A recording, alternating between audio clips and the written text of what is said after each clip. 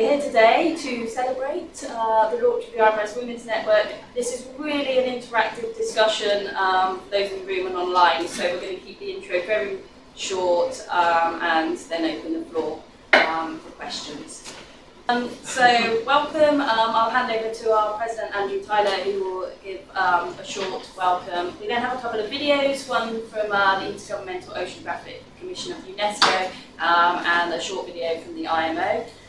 We'll talk to you a little bit about the IMarEST and our thoughts for a women's network. This is just kind of thoughts we've had internally, brainstorming, and some statistics we've brought together. And we hope this will be interactive. We've got some polls running, and we've also got discussion and Q&A. We've set up a warm-up poll for you to get to understand how sliding works. So the first question is really, what do you think an IMarEST Women's Network should do? What should it be? It's one overarching objective. So we've given some options there, and I will go through the thought behind some of these being objectives shortly. In the meantime, I will quickly hand over to Dr. Andrew Tyler, who is the President of the IMarEST. Thanks so much, Bevan. Thank you ever so much to all of you online, and a very warm welcome, literally a warm welcome, to all of you in the room here today. When you become IMarEST President for a year, you realise that a year is a very short time, and you really genuinely want to do something that's going to make a lasting difference to the Institute for the future. And for a very long time, I have felt that the engineering profession in general is not at all well served by its diversity, in particular its gender diversity, and IMarEST specifically is even more poorly represented from that point of view. We don't even hit the same statistics as you'd expect to get in the engineering profession more generally. I've never understood why that is the case, and certainly I've never found a good reason why that is the case. And I feel that if you just carry on doing the same thing, then you can't expect a different result. And if a good outcome is that an institute like ours, which is so broad in so many other ways, cannot capture half the population and make that half the population feel included and able to make a contribution to a great institute like ours, then shame on us. So that was the motivation behind me making this my sort of presidential campaign, so to speak. I'm very well aware that Rome is not going to be built in a day, and to use that awful happening term, this is going to be a journey. But the way we kicked it off really was very soon after I became president. I just got a few of the folks around me. Jane, for example, here, past president of the Institute, Bev. And I was talking in a minute, to just do a little bit of brainstorming about what form might action take. And although we've sort of branded this today as a women's network, in a way, that may be a good thing, that may be a bad thing. What I'm more interested in are the sort of things that we need to do differently going forward, that when we look back in 5 years' time, we see a material difference in both the membership, the female membership of the Institute, and also the contribution that females feel they can make to the Institute throughout the whole of the activities and the governance of the organisation. So that's why I kicked this off. It is early days. I've only been president now for 3 months, and I would love to feel by the time I hand it over in 9 months' time or so, we'd sowed some seeds, and maybe there'd be a few little green shoots as well starting to appear. So as Bev said, we're really here today to have a discussion, a very, very open discussion. As I said, we're right at the beginning of this process, so all contributions welcome. I think today will probably be a little bit of getting a few things out on the table, completely good with that. And hopefully by the end of the hour or so, we'll have got a little bit more shape around the sort of things we might want to do in taking this forward. And then at that point then, I think it's down to enthusiasm and participation. And I think if we've got enthusiasm and we've got participation, we've got some ideas, then I'm very, very hopeful that we will make some significant progress over the coming months. Thank you, Andrew. I completely forgot to introduce myself at the beginning. I'm Bev Mackenzie. I'm the Technical and Policy Director here at the Institute. I'm a marine scientist by training, and I'm a fellow of the IMarEST, and I'm a chartered scientist, and I'm also a fellow of the Marine Biological Association. So without further ado, I will play our first video. Hello, I'm Francesca Santoro from the Intergovernmental Oceanographic Commission of UNESCO. At the IUC, I work on ocean literacy, but at the same time, I was for a few years the gender equality focal point for the IUC. Gender equality is one of the two global priorities for UNESCO, and is at the heart of all the programs, not only at the IUC, but overall at UNESCO. At the IUC, of course, we try to promote the role of women, or a better representation of all genders in ocean science, and we also have, some data to start discussing what we can do to promote the role of women in ocean science, thanks to the Global Ocean Science Report that was published in 2017.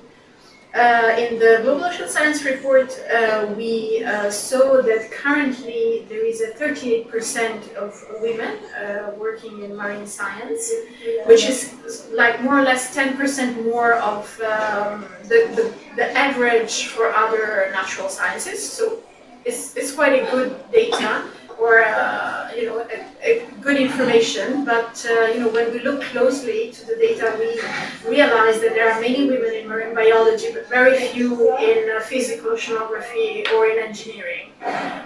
So the fact is that we need to collect more data to find more information in order to develop some specific activities to encourage, I would say, mainly young girls to start a career in marine science.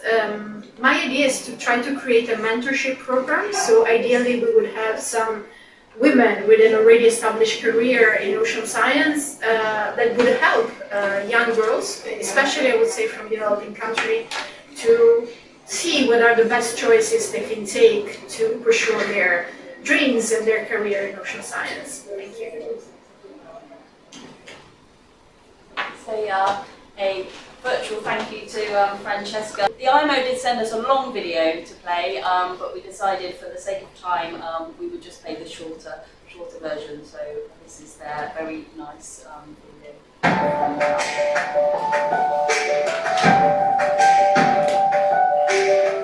At first, when I was growing up, I didn't know that there was opportunities to come in the maritime industry, and I didn't know that, hey, females were allowed to be a part of it.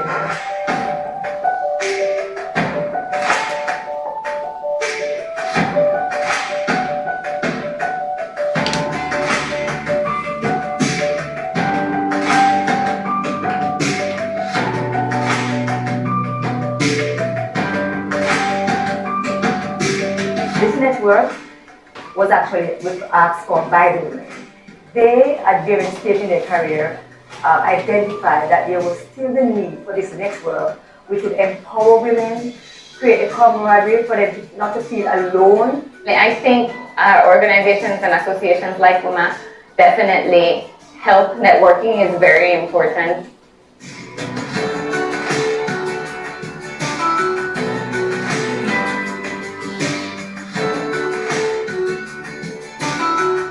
IMO has described some very strategic approach to educating and training women, and I think it's one that's enviable. Well, I really would like to benefit from one of the IMO courses, so in order to advance my career.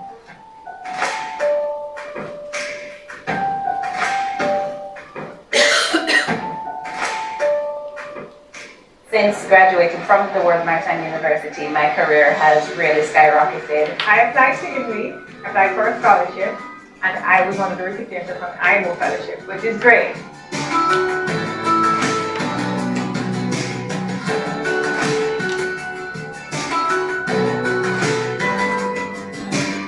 It's a good job, it's a lucrative job, and everything is possible. That's all I can say. So go out to sea.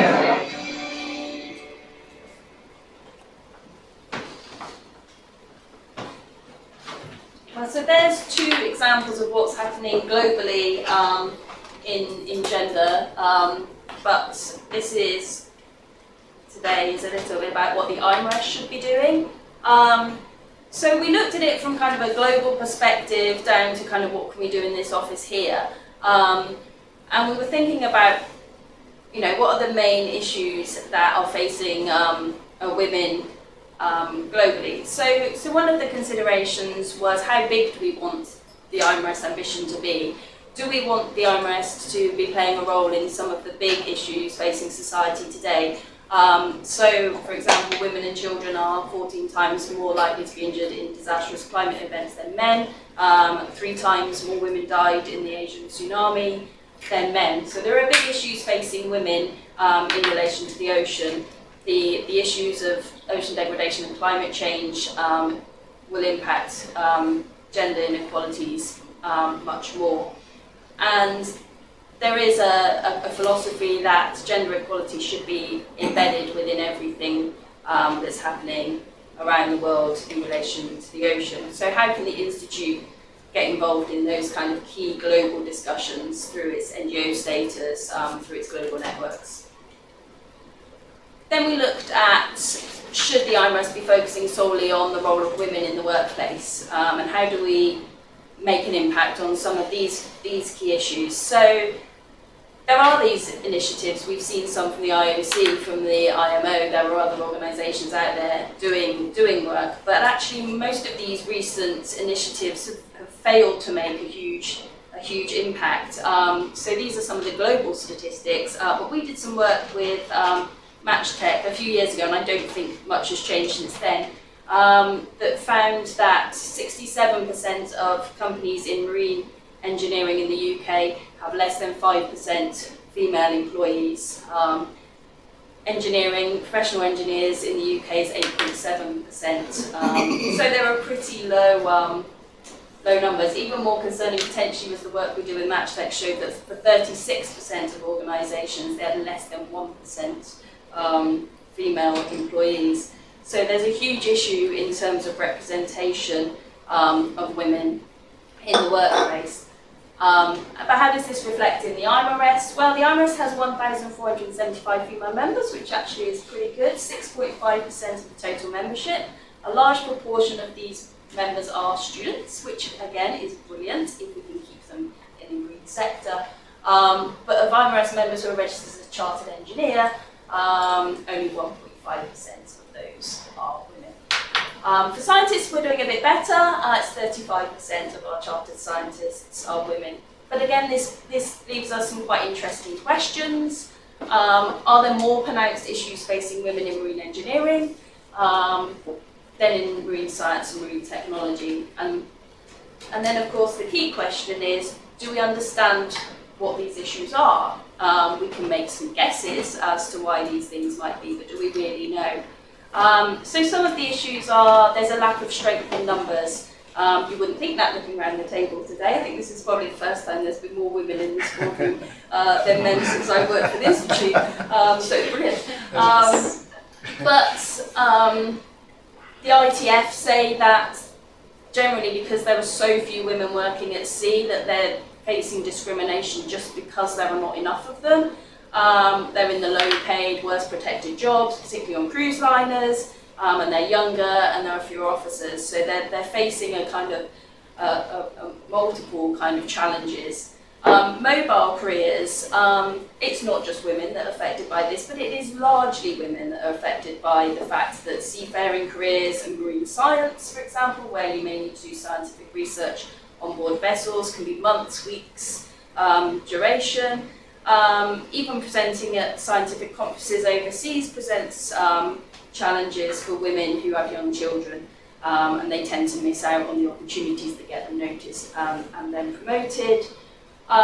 Legacy, of course, is a big issue. I mean, we've made huge bounds in terms of gender equality in the last 20 to 30 years globally, but it's not quite got into the workplace yet. Those people that have been impacted positively by the actions have kind of started to get us to the top of the career ladder, but they're not all there. And of course, then what younger women see is they see kind of older men in the senior positions, and that doesn't give them good aspirations. And then one of the interesting things that's been discussed is these perceived excuses for discrimination, why people might not employ women. And some of the things that came out when we did a survey a few years ago was that some offshore platforms don't have female toilets. Some offshore platforms you have to share 2 women to a cabin or 4 women to a cabin. You can't have mixed cabins. And so if they have 1 woman on board, they think, well, actually, you might as well have none because you're going to have a spare space and you can't fill it.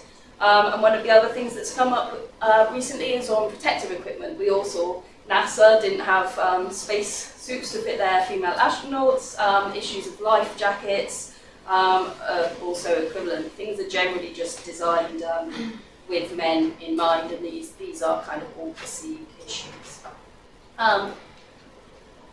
So moving on to a network and what we might do.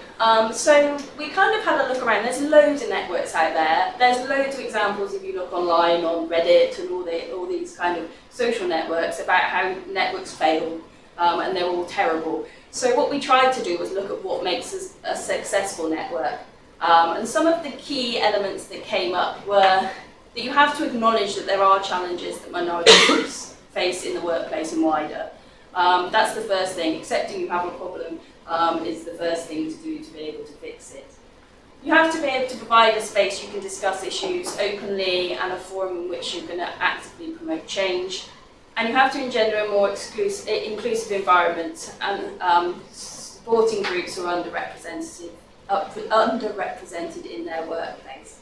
So they were kind of the 3 key elements. And we actually stole this from a motorsport commission. And it's quite a nice kind of ethos, so we've amended it slightly, which is to create a culture which facilitates and values the full participation of women in all aspects of the ocean, which we've adopted. So Andrew touched on this, is what does success look like within the IMarEST? So what are we really looking to achieve as an institute? We'd like a change in culture towards a modern, enlightened attitude towards gender diversity and inclusion. I think that goes without saying. We'd like an increase in gender balance, clearly, and we'd like it to at least be the average for engineering in the UK, and we'd like our student members to convert into membership. We'd like to be known as an organisation that's actually contributing to the enhancement of female careers and the role of women in the ocean. Female career returner rates, we'd like those to be really high, so people going off on maternity leave or other leave, we'd like them to come back into the sector. And we'd also like the ratios in the Institute of fellows, people on our council, people on our board, to at least reflect the ratio of female membership. So we've got women in the key decision-making positions. So we do have another poll. So interestingly, this was one of the most emotive topics when I said we're going to launch a women's network. Everyone, oh no, you can't call it a women's network. Mainly men, to be fair. So we were like, well, what do we call it now? These are some of the names of things. I haven't made this up. These are the names of some networks that have won awards. So I went to some kind of who's won awards for having a great network, and these were some of the names they used. So I've just thrown them out there. But knowing that just by saying we're having a women's network was so emotive, I think the name of it's actually very important, so that's something we might wish to discuss. So please vote on this one, and we'll announce the winners of the polls as we move on. So really, this is over to you now. So you've just arrived at a perfect moment to get involved in the discussion. So the issue is not another women's network. We want to know from you, our members and the community, what you'd like this initiative to deliver. So please send any questions via Slido for people watching online. We've had a couple already, and we'll open it up to the floor. And I'm going to hand over to Andrew to share the rest of the discussion. Excellent. Well, I think we should keep things very broad today, and I think the discussion. Yes, it's important to, do we think a women's network's a good thing, and what would we like to call it? But I think what's possibly more important is to understand what the sort of outcomes are that we're seeking to achieve here. and then being a very action-orientated kind of a person, what are the sort of specific things that we might want to consider that we could establish within the Institute and set up that would help us achieve those outcomes? So Bev had the sort of list of the outcomes up just now. I don't know if you can put that back up, Bev. So we might want to sort of start there and just say, do we feel that if we put those, if we put up, can you go on to the data, that one, yes. If we put that up and said in 5 years' time, we'd achieved those 5 things, do we feel that that would be a successful outcome? Are we being ambitious enough? Are there things that are missing there, or are there things that we need to clarify? So shall we start there as a sort of first port of call? Can I add something here? See, I've got 2 grown-up daughters and both are engineers.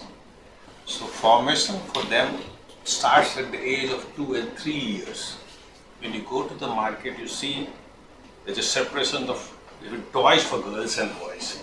How many of us have given Lego to play to the girls? How many of us have given trucks to play to the girls? So really, this interest in STEM starts at the age of 2 and 3. That's the basic starting point. And then, of course, the whole lot of things that they need, a family support and friend support when they are in the job. But starting point is the childhood. I think Institute could consider sponsoring schools or wherever, give them toys on competition only for girls from the age of 3 and 4 and 5. That's the only way you could get the interest created. Number 2 aspect, you should have no separation that this girl cannot do this job and the boy cannot do this job. So this has to start at a very young age and from the society and the culture. Then only probably in 10-15 years time we'll reach somewhere. And of course there are additional restrictions of being in marine industry, but that's not really that bad. The computer industry has become very similar, where people are posted for 2 months here, 2 months there and 2 months there. So that aspect could be balanced, but how do we create interest in STEM right at the beginning of the childhood?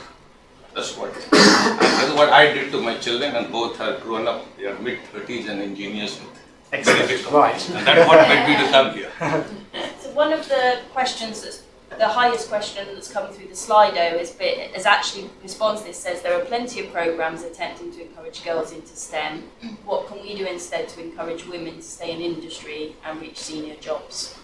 If I can comment, because I agree with what you're saying, and you're also right, which is what I wrote down when they were talking on the interesting thing about those videos that you played is that they're just 2 examples of a lot of things that are happening in different areas across the marine industry with regards to STEM or encouraging women as role models or whatever it is. And I think actually one of the things we ought to think about doing is taking a look at what's out there and making sure that we're not just repeating what's already there, so we can use the network as a signpost towards things that are already useful, because some engineers will want different things to scientists, to operators, to whatever, and we want to take advantage of what's already there, and then look at what's still missing and prioritise what we think is missing, and perhaps put our actions towards those missing items. But I think what you were talking about is very much in that cultural change, isn't it, really? It needs a cultural change. Even at my age, after retirement, I go and support my daughters when they have to travel for business trip.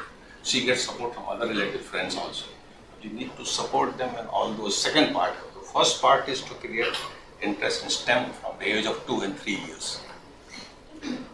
Sorry, can I? Yeah, please. I think my feeling is that there are a lot of initiatives out there about bringing girls into STEM. I've done some of them myself. I did quite a bit with the University of Edinburgh School of Engineering, and we're pretty good, the gender balance is pretty good at people who are doing engineering degrees, females doing engineering degrees. And it's not bad at kind of postgraduate level either. But where you have the problem is further up the chain. There seems to be a sort of a drop-off. And it's probably to do with women taking a career break, some description, possibly to have children. And the lack of encouragement and the lack of flexibility to bring them back into the workplace. So I absolutely agree with that, and actually if you look, we've just been doing something like this at, dare I say it, the other house, Royal Shooting and Glass Nest. And our figures show on membership that we have quite a lot of student members who are women, but they drop off at member. Interestingly enough, they come back up a little bit at fellow relative. I mean, they're very small numbers. And I agree. I think there's something about how do we encourage people to stay engaged and then come back in. But I'd also, from my experience at UCL, I'd also say that our women numbers in engineering are not good, and I think that's reflective of a number of similar organisations that do marine and naval architecture engineering courses. Yeah. So it may be that Edinburgh is in a much better position. It might be the types of engineering, but Yeah. To my mind, the kind of the point you were making, which was what's already covered. I do feel there's quite a lot of coverage of STEM activity in schools, which is great and we ought to support. But I do feel there's something that the IMarEST can do in terms of encouraging women to stay in the profession. I agree. And I'm retired, so people who aren't retired need to say what they need. I think the issue there is, obviously, I totally agree. I came back from maternity leave 9 months ago after having my daughter, and I'm a chartered engineer. The issue, the IMarEST can support it, but the issue is with companies. Like I'm in the oil industry, and they're not a flexible industry. I travel all the time. I've got very strict, stringent working hours, and a lot of people in this community are in the same. And I see from other colleagues of similar life stages of me aren't coming back because of that. But I don't know how, it's a huge issue, and I don't know how we can impact that. I mean, I would love to be able to, but what can we do to, I think, and I work with my own company a lot on this, because you're losing this kind of mid-career level of women who don't want to come back after because there's no attraction, but it's something I'd love to be able to impact and help, but we need to figure out Do you how. think one of the things we can do to be helpful here, and I'm trying to think about, is that point about us being additive as an institute and not either doing something that other people are doing or trying to do other people's jobs for them. But in your example, if you're an individual company with a very, very subcritical mass of female engineers, sometimes the companies themselves struggle in busy lives to be thinking about how do they deal with their own problems. Exactly. Whereas if they recognise that they're not the only ones with that problem, there's actually hundreds of companies out there who've got exactly the same issues, that may be something the Institute can be doing. It's saying, well look, within the marine industry, there are some characteristics, but they're common characteristics. If we can find some more generic solutions for those, then maybe we can help a lot of the companies. That may be the way to come at it. Otherwise, everyone's just trying to solve the same problem in stovepipes, aren't they? Yes. But if we can characterise that and generalise it, then we can do some impactful work, So that might be an issue of producing a sort of practical guide or best practice guide or something which you can then give to companies and say, well look, these are ideas that other companies have used quite successfully in helping with returners or keeping women engaged through family time, and where you've got sort of structure you've got within something like the oil and gas industry. Yeah, okay, I like that. Okay. But I do think in the same way that the work that Natalie Desti's done on the STEM returners activity, we're looking at it because we recognise that it's a particular issue for women, and the bulk of people who come across that issue are women, but actually it's not gender specific. There are men who may take career breaks for whatever reason and have the same problem, so actually you can incorporate both genders. Is there something particular around the marine side of this? Because we're saying up here the average for engineering in the UK is 8%, but we were saying in IMarEST at the chartered engineer level it's 1.5%. So there's clearly quite a big gap there. Is there something fundamental about the marine engineering world, or the marine world in more general sense, that we've got this? That's less than a third, isn't it? Did your 1.5 also include iEng, or was it just CM? Do you see what I mean? I'm wondering, just CM.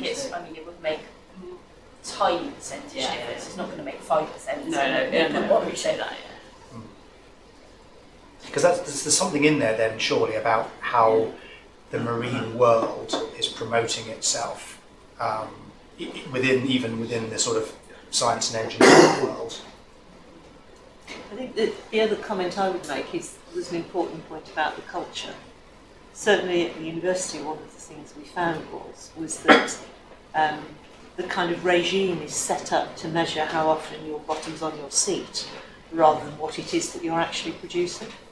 So if you had greater flexibility in how you work, and I appreciate it's not always possible, but I mean, certainly when I was working, I had women who worked for me, and men actually also, who went off at 3 o'clock to pick up their kids, but then they were back online at 8 o'clock and did another couple of hours work.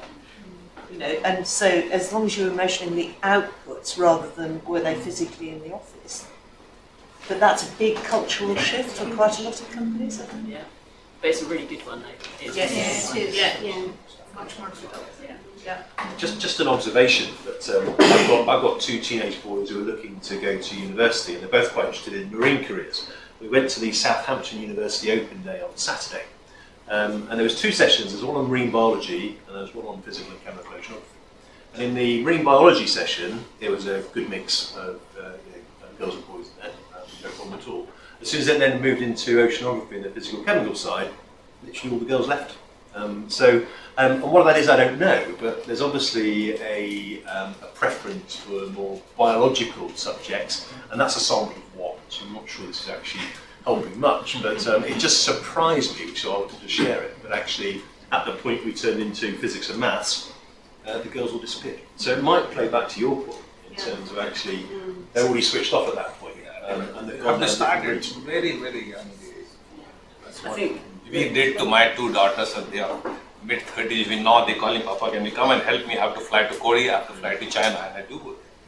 I think the STEM question is an interesting one, because I think that the point you make that's absolutely valid is it's not started, even though there's lots of people doing lots of really good stuff, it's not started early enough. I think that little bit right at the really early stages is not early enough. But the other thing, I have a suspicion, and I've got no evidence to back it up, but there's all these things done but actually not very coordinated. And so therefore you've got pockets of good practice, but whether actually it's not making as much difference as it could because it's not linked up, I don't know, question. On the engineering side of things, I thought it was Engineering UK who kind of did the linkage on STEM. Is that correct? I'm looking at David because I know he's on board. So. Yeah, it's a big part of Engineering UK's role. So part of it was also to understand the stats around engineering. There's a lot of work there. But the other side is to address the STEM question in conjunction with the Royal Academy of Engineering. And so there's a big program called This is Engineering, which links to something called Tomorrow's Engineers. And there's a huge amount of resources trying to tackle the kids at the ages we've just been talking about, primary school and beyond. But it's a tricky one, isn't it? Because there's been a huge amount of effort over the last few years, but there's a lag in the system before you actually see whether any of your efforts are actually going to have the 15 years time. Coming closer to home for a second, I mean, particularly the females in the room, do you feel well served by the Institute in terms of supporting your careers and some of the challenges that you might have as females in a world, a marine world that's very male orientated and so on? I mean, do you actually feel that the Institute supports you in any sort of particular practical way, or for that matter, doesn't support you where you'd like to be supported? I think the creation of this network alone is going to provide that support. I've only been a member of the Institute for the past year, so I can't really speak too much about that, but I think even just starting an initiative like this is a step in the right direction, which needs it. I think it's so important to do. Yeah. Others share the view that actually at least having a forum in the first place would help to, because I feel otherwise it's just a lot of lone voices otherwise, isn't it? And I had rather a seminal experience at the IMarEST annual dinner where I had a set of sort of separate conversations with individual females, because I was trying to get a few ideas, and I was getting the same things said to me by multiple people, but none of it was, they weren't joined up at all, so there was no sort of body of opinion, it was just a whole set of individual opinions, albeit that they were pretty much the same views. I don't think we should be trying to the last thing we want to do is railroading ourselves into thinking that we need a women's network. But if we feel that it would genuinely serve a purpose in having a forum where similar views can be expressed, and therefore by the fact it's being done as a group gives them extra weight, and that's really what the idea was here, I guess. I think the other issue, and it's coming through on a couple of questions, is that we've taken quite a UK-centric focus because we're in the room and we're in London. Yeah. But actually our membership is much bigger globally. And I think your point about what can we do with the industry, I think and Kat's point about commonalities, because I know in the Norwegian offshore oil and gas sector, they seem to have a much more positive experience about working offshore. And I think in South Africa, for example, seafarers who go through South African cadet training get offered a shore job at the end of their cadet training as well as a seafarer job. So I wonder if there's some kind of merit in looking at where there's good practice and where there's bad practice, and how the Institute could kind of link those together using its global network rather than just kind of making an impact in the UK.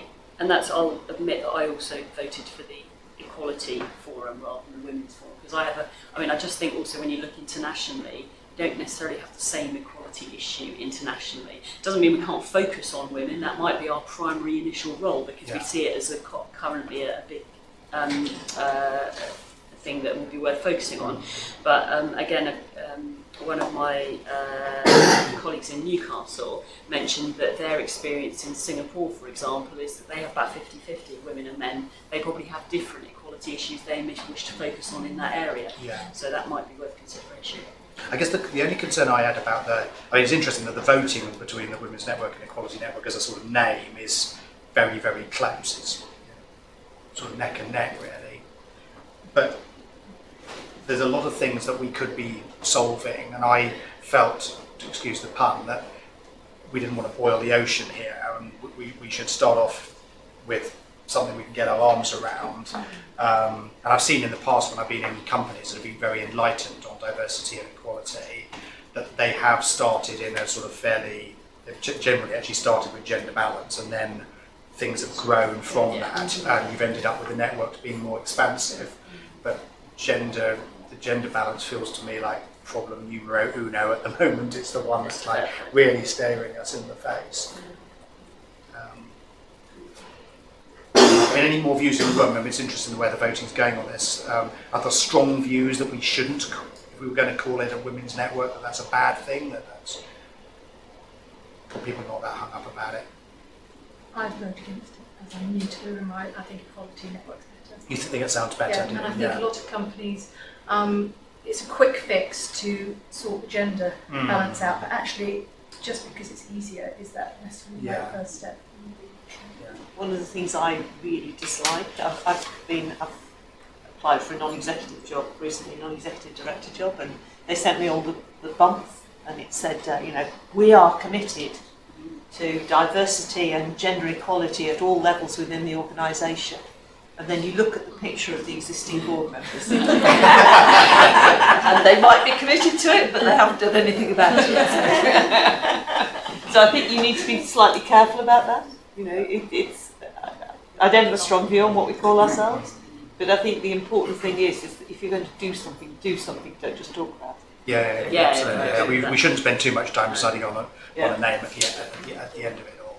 Out of interest, what's the gender balance in IMarEST staff working here? 60% female. Okay. And at the board of trustees, I think it's 25%. So we're not too bad. At council, which is the representative member body, which Andrew chairs, it's dire. Like a very round number. There's a really, one of the challenges that quite often doesn't get picked up, I think, when people do gender surveys of companies, is they don't look enough at the gender balance in the engineering function versus the gender balance in the support functions and things like that. It's very easy to hide things when, in places where you can't look. Given that we've touched on this bottom point here just briefly just now, which is I think something that any organisation has got the power to do something about, because at the end of the day, it's within your own gift to promote fellows and encourage people onto council and the board of trustees. I mean, that does feel to me like if there's one thing that ought to be a relatively quick win, it's that. But as I say, board of trustees, we're actually not badly served at the moment, so that's great. But the other two, council is shocking. I mean, that, from a governance point of view, the process there is of people effectively putting their names forward for council, isn't it? Yes. So I think, number one plea to the people in the room and joining us online here would be, please have a think about coming on to council.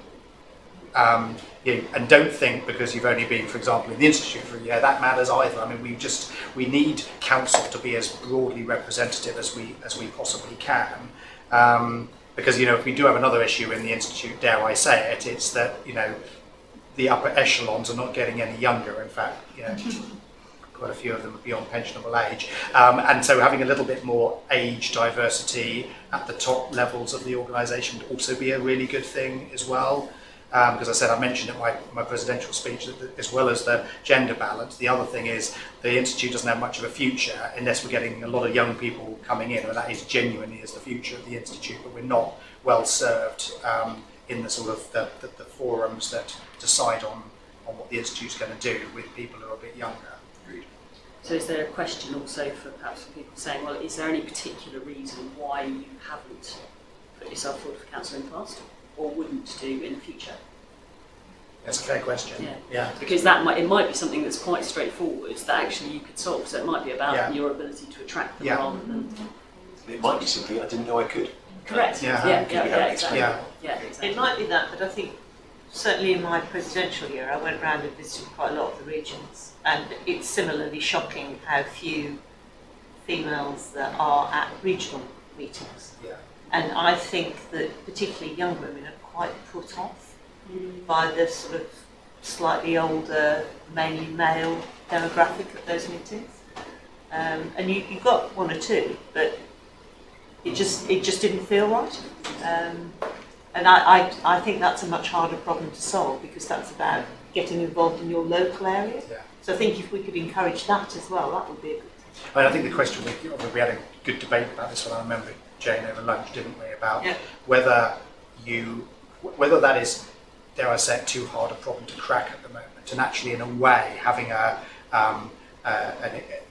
gender equality forum, women's network, whatever we want to call it, in a sense, what the branch network is about is providing a support network for members who happen to be geographically proximate. Well, these days you don't have to be geographically proximate to have a supporting network, which is really all the branch network is. So it might be that actually we could think of the gender equality network or the women's network as a sort of virtual branch, because it would still be serving the same purpose.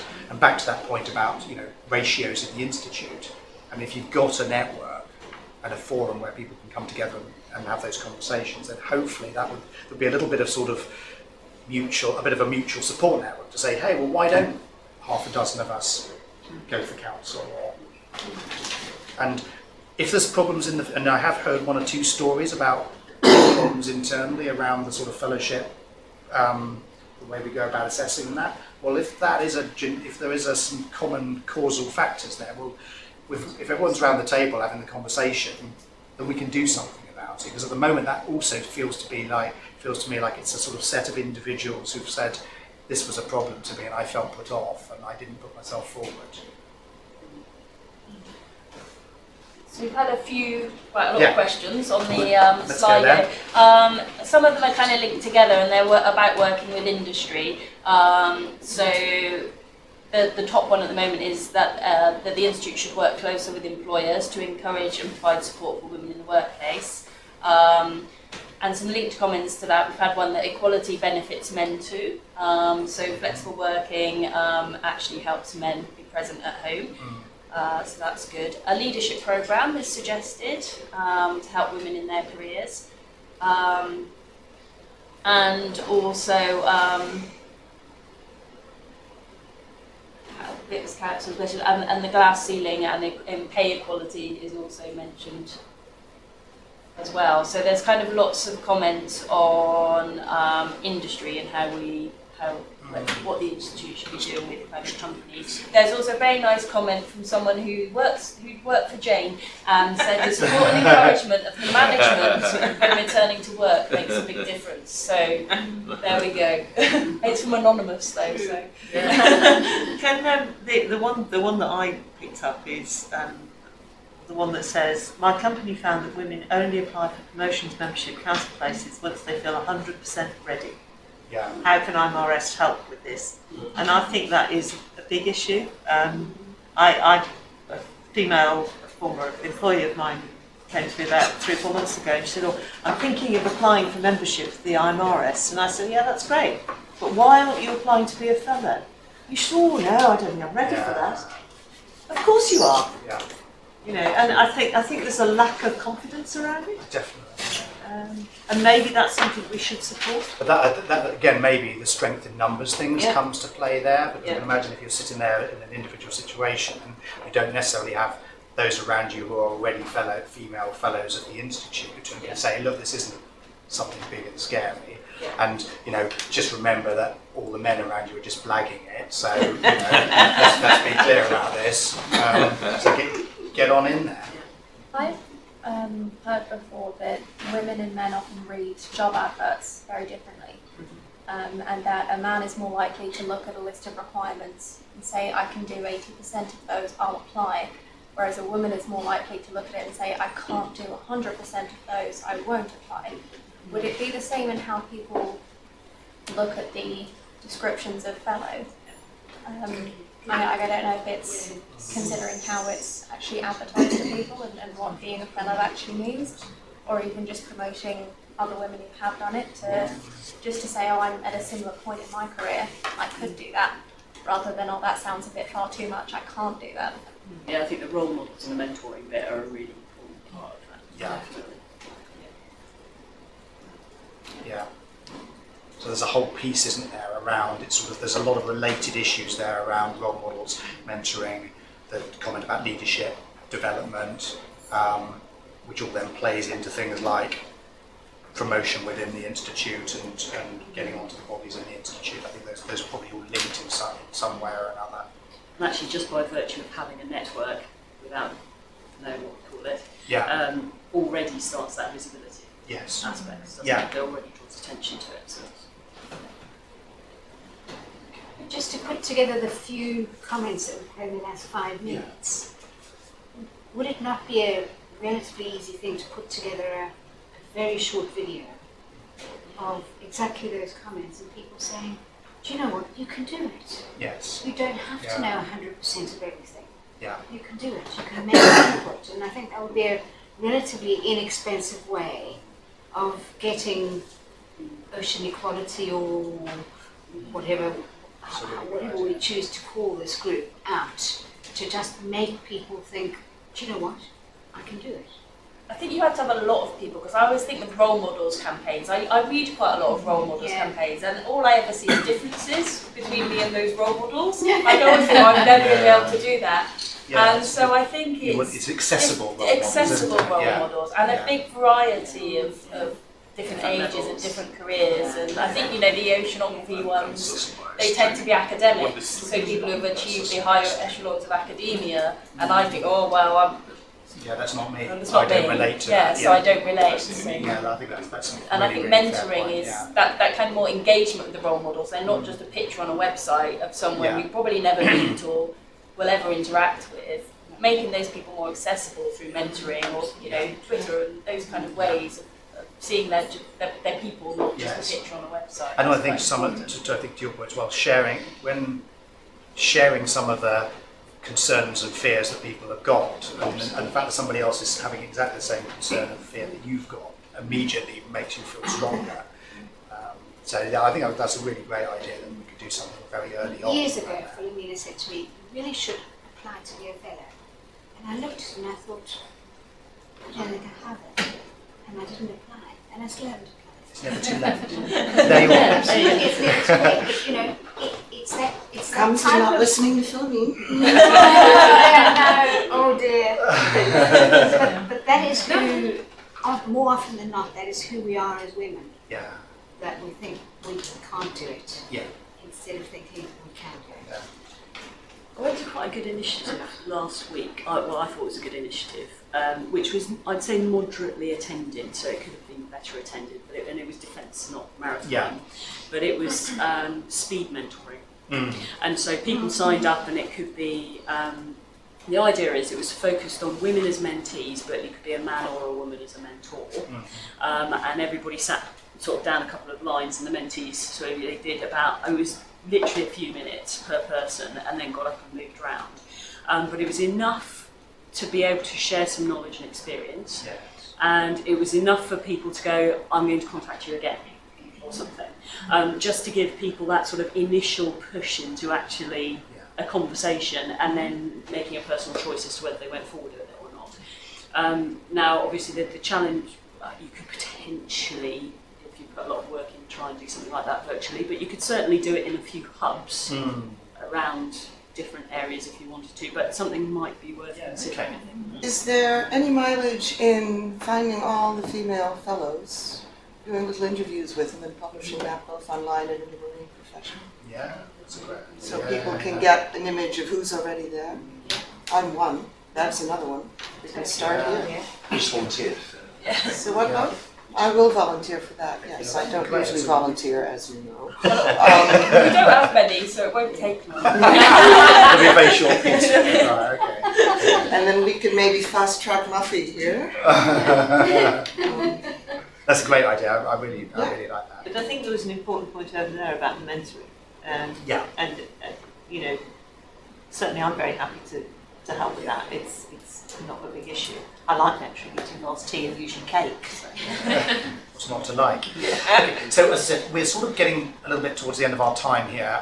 We knew that we would have plenty to talk about, not enough time to talk about it, and I think we just need to talk sort of structure. We've got lunch as well, yes, of course. But in terms of the sort of the more formal gathering, as it were, and particularly with those who've joined us online. So I thought we just probably just spend a few minutes just talking about structure in taking things forward. I've got a sort of broad view around that having some form of network, what we call it, we can debate and vote on. It sounds like it's popular. It needs a little bit of structure, and we've sort of borrowed the technical specialist groups. The six kind of notional structure, but we decided that where the SIGs will report up in inverted commas to the technical advisory group, that we would have this group, when we formed it, reporting directly to their board of trustees, and they was very happy with that, and that is really because it plays directly into priority agenda items for the Board of Trustees, and it would of course give it that much more visibility because it's not technical in nature as well. It doesn't necessarily fit into the sort of technical structure per se. But we do want to, the ideas that we've had for structure is that we would like somebody to volunteer to chair it, because there always needs to be somebody who's going to hold the sort of lead baton, as it were. But then we might structure it in a set of working groups, maybe 2 or 3 working groups, and we'd perhaps take the conversations we've had today, all the questions and comments that we've had online as well, to shape what 2, 3, 4, whatever the right number is, of sort of working groups might look like. And again, each of those we'd need somebody to volunteer to say, actually, I'm happy to grip that one and take it forward. And then after that, then we would set out a sort of program of meetings and so on, and we'd have rather like the other groups often operate. The working groups would go away and take an issue away, like for example, the issue of role models, mentoring, leadership development, for example. Might take that away and make that a work stream. And look at that, and then we'd come back together periodically under the sort of auspices of the chairperson of the group, of the network overall, to bring those ideas back, talk about them more widely, and talk about how we're turning them into action. And then it sort of goes without saying that it certainly, clearly from my time as president, gets my sponsorship. David is hugely supportive, and as you can see around the table, got some very, very keen and active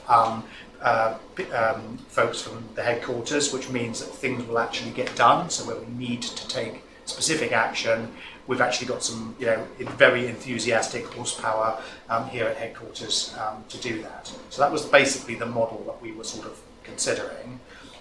So post the meeting, I think, Bev, we can shape this up and sort of put it back to everybody who's participated today. But I think my last thing to say is we do need, some volunteers who are not going to look at the job spec and feel intimidated by it or think they're not experienced enough or whatever, who are going to say, yeah, do you know what, I'd be prepared to put a bit of time and effort into that. But I think you can take it from the conversation today, you wouldn't be there on your own. There's a very, very strong support network here. So don't feel intimidated by putting your name forward, including all of those of you online, please.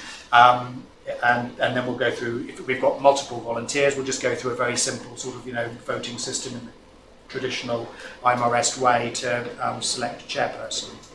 I think it's worth saying as well that we try and have more frequent short meetings via virtual means. We try and arrange the timings so that if you're overseas and you're in Singapore or you're in the US, then there's enough flexibility that it shouldn't preclude you from being involved. So for anyone watching online, we hope to get those. Yeah, definitely. Good. Any other final comments? Okay, well look, thank you ever so much, as I said at the beginning, really big thank you for your participation, your very active participation, and let's see if we can make something really exciting out of this over the next few weeks and months, and it would make, I think it would be a huge thing to achieve during the course of my presidency anyway, to at least have sown the seeds here. So I'm not going to get over ambitious here, but if we could have at least felt that we were getting after some practical actions that would contribute to at least those 5 things up there, and maybe some more we'll come up with, I think that'd be brilliant. Good. Okay. Are you calling for volunteers for now, or is this going to be a separate exercise? We'll put out something, but by all means, we're not going to turn down any volunteers, that's for Whilst sure. you're all keen and enthusiastic. But yeah, as part of the sort of the minute of the meeting, I think we'll put a formal call out. But obviously, anybody around the table here who's feeling enthusiastic wants to put their name forward, please do.